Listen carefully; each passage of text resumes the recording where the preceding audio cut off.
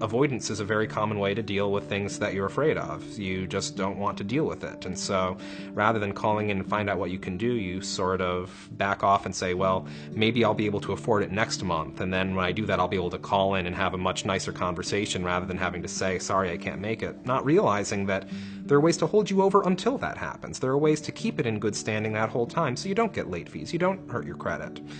But if you don't know that that's there, if you're just trying to, if you're throwing away the envelope when you get it because you're afraid of what's inside of it, then you don't know that, it's not just about you have to pay this amount. There are ways you can manage it if you can't afford it. There are people who can be 200 days past due, and the reason why they're past due is because they can't afford the payments that the bills that are being sent to them, and they just don't want to deal with it. They don't want to, they are afraid, they know that they can't afford that, and they just don't know what else to do.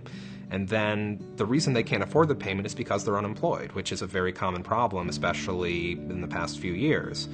And there's a deferment for that. There's a deferment specifically for if you're unemployed and seeking full-time work, you can postpone your payments. And people just don't know about these options, and they don't know that it's as simple as filling out some paperwork and sending it in.